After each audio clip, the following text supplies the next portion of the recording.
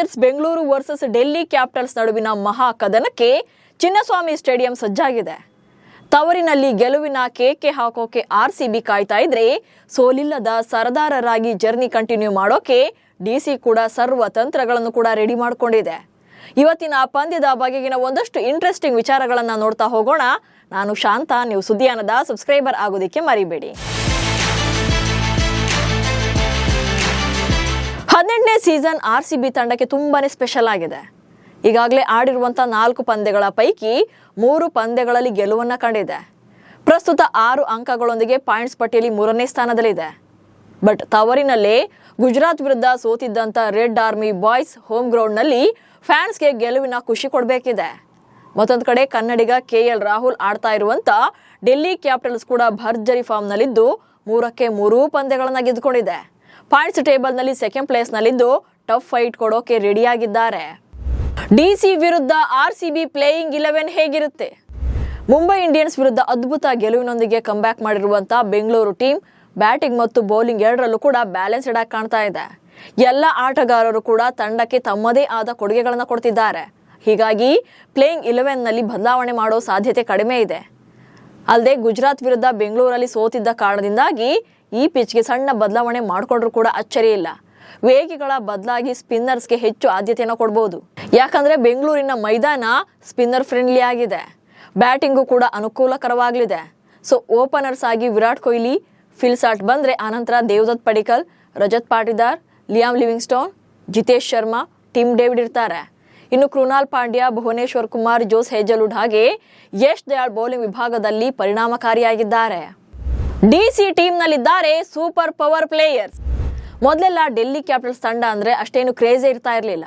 ಒಂಥರ ಡಮ್ಮಿ ಅನ್ನೋ ಫೀಲ್ ಕೊಡ್ತಾ ಇತ್ತು. ಆದ್ರೆ ಈ ಸಲ ಅವರೇ ಸೂಪರ್ ಸ್ಟ್ರಾಂಗ್ ಆಗಿ ಕಾಣ್ತಾ ಇದ್ದಾರೆ.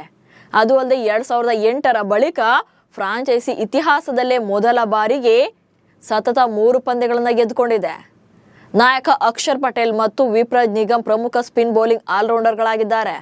ಇವರ ಜೊತೆಗೆ ಕುಲ್ದೀಪ್ ಯಾದವ್, ಮಿಚೆಲ್ ಸ್ಟಾರ್ಕ್, ಮೋಹಿತ್ ಶರ್ಮಾ ಮತ್ತು ಮುಖೇಶ್ ಕುಮಾರ್ ಇದ್ದು ಅತ್ಯುತ್ತಮ ಬೌಲಿಂಗ್ ತಂಡವನ್ನು ಹೊಂದಿದ್ದಾರೆ. ಕಳೆದ ಆವೃತ್ತಿವರೆಗೂ ಕೂಡ ಆರ್ಸಿಬಿ ಕ್ಯಾಪ್ಟನ್ ಆಗಿದ್ದಂತಹ ಫಾಫ್ ಡು ಪ್ಲೆಸಿಸ್ ಕೂಡ ಈ ಸಲ ಡೆಲ್ಲಿ ಕ್ಯಾಪಿಟಲ್ಸ್ ತಂಡದಲ್ಲಿದ್ದಾರೆ. ಕನ್ನಡಿಗ ಕೆಎಲ್ ರಾಹುಲ್ ಕೂಡ ಇದ್ದಾರೆ. ಅಲ್ಲದೆ ಕೆಎಲ್ ರಾಹುಲ್ಗೆ ಬೆಂಗಳೂರು ತವರಿನ ಪಿಚ್ ಆಗಿದೆ. ಆರ್ಸಿಬಿ ವಿರುದ್ಧ ಕೂಡ ಉತ್ತಮ ದಾಖಲೆಯನ್ನು ಹೊಂದಿದ್ದಾರೆ. ಮತ್ತೊಂದು ಕಡೆ ಫಾಫ್ ಡು ಪ್ಲೆಸಿಸ್ ಕೂಡ ಕಳೆದ 3 IPLಗಳಲ್ಲಿ ಆರ್ಸಿಬಿ ಪರವೇ ಕ್ಯಾಪ್ಟನ್ ಆಗಿ ಆಡಿದ್ರು. ಹೀಗಾಗಿ ಇವರಿಬ್ಬರಿಗೂ ಕೂಡ ಈ ಪಂದ್ಯ ಪ್ಲಸ್ ಆಗಲಿದೆ. ಚಿನ್ನಸ್ವಾಮಿ ಪಿಚ್ ಬಗ್ಗೆ ಕಂಪ್ಲೀಟ್ ಆಗಿ ತಿಳ್ಕೊಂಡಿದ್ದಾರೆ. 2 ಟೀಮ್ಗಳಲ್ಲಿ ಗೇಮ್ ಚೇಂಜಿಂಗ್ ಆಟಗಾರರು.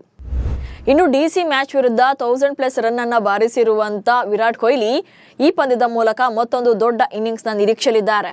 ಹಾಗೆ ನಾಯಕ ರಜತ್ ಪಾಟಿದಾರ್, ಟಿಮ್ ಡೇವಿಡ್, ಜಿತೇಶ್ ಶರ್ಮಾ ಈ ಮೂವರ ಸ್ಟ್ರೈಕ್ ರೇಟ್ 150ಕ್ಕಿಂತ ಜಾಸ್ತಿ ಇದೆ. ದೇವದತ್ ಪಡಿಕ್ಕಲ್, ಲಿಯಾಮ್ ಲಿವಿಂಗ್ಸ್ಟೋನ್ ಕೂಡ ಅಬ್ಬರಿಸ್ತಾ ಇದ್ದಾರೆ. ಇನ್ನು ಆರ್ಸಿಬಿಯ ಬೌಲಿಂಗ್ ಕೂಡ ಬಲಿಷ್ಠವಾಗಿದೆ. ವೇಗಿ ಭುವನೇಶ್ವರ್ ಕುಮಾರ್, ಜೋಸ್ ಹೇಜಲ್ವುಡ್ ಜೊತೆಗೆ ಕೃಣಾಲ್, ಸುಯಶ್ ಡೆಲ್ಲಿ ಬ್ಯಾಟರ್ಗಳನ್ನ ಕಾಡಬಹುದು. ಮತ್ತೊಂದೆಡೆ ಡೆಲ್ಲಿ ತಂಡದಲ್ಲಿ ಕುಲ್ದೀಪ್ ಯಾದವ್, ಅಕ್ಷರ್ ಪಟೇಲ್, ವಿಪ್ರಾಜ್ ನಿಗಮ್ ಸ್ಪಿನ್ ದಾಳಿ ಜೋರಾಗಿದೆ. ಅದರಲ್ಲೂ ಡೆಲ್ಲಿಯ ಪ್ರಮುಖ ಅಸ್ತ್ರ ಪ್ರಚಂಡ ವೇಗಿಯಾಗಿರುವಂತಹ ಮಿಚೆಲ್ ಸ್ಟಾರ್ಕ್ ಇರೋದು ಮತ್ತಷ್ಟು ಬಲ ನೀಡಿದೆ. ಯಾವುದೇ ಸ್ಲಾಟ್ ನಲ್ಲಿ ನಿಲ್ಲಿಸಿದ್ರು ಆಡ್ತೀನಿ ಎನ್ನುವಂತ ಕನ್ನಡಿಗ ಕೆಎಲ್ ರಾಹುಲ್ ಮತ್ತೆ ತಮ್ಮ ತವರಿನಲ್ಲಿ ಆಡ್ತಾ ಇರೋದು ಮ್ಯಾಚ್ ನ ಅಟ್ರಾಕ್ಷನ್ ಆಗಿದೆ. ಚೆನ್ನೈ ಪಂದ್ಯದಲ್ಲಿ ರಾಹುಲ್ ಓಪನರ್ ಆಗಿದ್ರು ಕೂಡ ಆರ್ಸಿಬಿ ವಿರುದ್ಧ ಯಾವ ಸ್ಲಾಟ್ ಅಲ್ಲಿ ಬರ್ತಾರೆ ಅನ್ನೋದನ್ನ ಕಾದು ನೋಡಬೇಕು. ಬೆಂಗಳೂರು ಬಾಯ್ಸ್ಗೆ ಚಿನ್ನಸ್ವಾಮಿಯೇ ಸವಾಲು. IPL ಅಷ್ಟೇ ಅಲ್ಲ, ಕ್ರಿಕೆಟ್ ಅಂತ ಬಂದಾಗ ಎಲ್ಲಾ ತಂಡಗಳು ಕೂಡ ಹೋಮ್ ಗ್ರೌಂಡ್ ಲಾಭವನ್ನ ಪಡ್ಕೊಂಡ್ರೆ ಆರ್ಸಿಬಿಗೆ ಮಾತ್ರ ಅದು ಡೆಡ್ ಆಪೋಸಿಟ್ ಆಗಿದೆ. ಯಾಕಂದ್ರೆ ಚಿನ್ನಸ್ವಾಮಿಯಲ್ಲಿ ಅಷ್ಟು ಮ್ಯಾಚ್ ಗೆದ್ದಿದ್ದಾರೋ ಅಷ್ಟೇ ಮ್ಯಾಚ್ಗಳನ್ನ ಸೋತಿದ್ದಾರೆ. ಈವರೆಗೂ 92 ಪಂದ್ಯಗಳನ್ನ ಚಿನ್ನಸ್ವಾಮಿಯಲ್ಲಿ ಆಡಿರುವಂತಹ ಬೆಂಗಳೂರು ಬಾಯ್ಸ್ 42 ಸಲ ಗೆದ್ದುಕೊಂಡಿದ್ದಾರೆ. ಹಾಗೆ 42 ಸಲ ಸೋತಿದ್ದಾರೆ ಕೂಡ.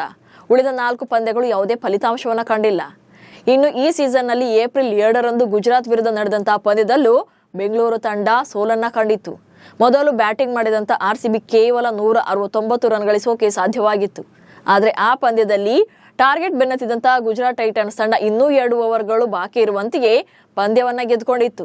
ಇದೀಗ ಡಿಸಿ ವಿರುದ್ಧ ತವರಿನಲ್ಲೇ ಮತ್ತೊಂದು ಪಂದ್ಯಕ್ಕೆ ರೆಡಿಯಾಗಿದೆ. ಆದ್ರೆ ಡಿಸಿ ಕೂಡ ಸಾಲಿಡ್ ಫಾರ್ಮ್ ನಲ್ಲಿ ಇರೋದ್ರಿಂದ ದೊಡ್ಡ ಸವಾಲು ಕೂಡ ಇದೆ.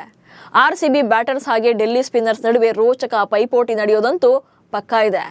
ಇನ್ನು IPL ನಲ್ಲಿ ಎರಡೂ ತಂಡಗಳ ಹೆಡ್ ಟು ಹೆಡ್ ರೆಕಾರ್ಡ್ಸ್ ಅನ್ನ ನೋಡ್ತಾ ಹೋಗೋದಾದ್ರೆ RCBಯ ಮೇಲ್ಗೈ ಸಾಧಿಸಿದೆ. ಇಲ್ಲಿವರೆಗೆ ಬೆಂಗಳೂರು ಮತ್ತು ಡೆಲ್ಲಿ ನಡುವೆ 31 IPL ಪಂದ್ಯಗಳು ನಡೆದಿದ್ದು, ಬೆಂಗಳೂರು ತಂಡ 19 ಪಂದ್ಯಗಳಲ್ಲಿ ಗೆಲುವನ್ನ ಸಾಧಿಸಿದ್ರೆ ದೆಹಲಿ ತಂಡ 11 ಪಂದ್ಯಗಳಲ್ಲಿ ಜಯಬೇರಿ ಬಾರಿಸಿದೆ. ಚಿನ್ನಸ್ವಾಮಿ ಕ್ರೀಡಾಂಗಣದಲ್ಲಿ ಬೆಂಗಳೂರು ಮತ್ತು ಡೆಲ್ಲಿ ನಡುವೆ 12 ಪಂದ್ಯಗಳು ನಡೆದಿದ್ದು, ಅವುಗಳಲ್ಲಿ RCB 7 ಪಂದ್ಯಗಳನ್ನ ಗೆದ್ದಿದೆ. ಹೀಗಾಗಿ ಇಂದಿನ ಪಂದ್ಯದಲ್ಲೂ ಬೆಂಗಳೂರು ತಂಡವೇ ಗೆಲ್ಲುವಂತ ಫೇವರೇಟ್ ಟೀಮ್ ಆಗಿ ಕಾಣಿಸ್ತಾ ಇದೆ. ಇನ್ನು ಚಿನ್ನಸ್ವಾಮಿ ಮೈದಾನದಲ್ಲಿ ಒಟ್ಟಾರೆಯಾಗಿ IPL ನಲ್ಲಿ 96 ಪಂದ್ಯಗಳು ನಡೆದಿವೆ. ಇದರಲ್ಲಿ ಮೊದಲು ಬ್ಯಾಟ್ ಮಾಡಿದಂತ ತಂಡ 41 ಪಂದ್ಯಗಳನ್ನ ಗೆದ್ದುಕೊಂಡಿದ್ರೆ, ಟಾರ್ಗೆಟ್ ಬೆನ್ನಟ್ಟಿ 51 ಪಂದ್ಯಗಳಲ್ಲಿ ಗೆಲುವನ್ನ ಕಂಡಿದ್ದಾರೆ. ಸೊ ಇವತ್ತು ಟಾಸ್ ಗೆದ್ದರು ಫಸ್ಟ್ ಬೌಲಿಂಗ್ ಅನ್ನ ಸೆಲೆಕ್ಟ್ ಮಾಡಿಕೊಳ್ತಾರೆ, ಚೇಸಿಂಗ್ಗೆ ರೆಡಿ ಆಗ್ತಾರೆ.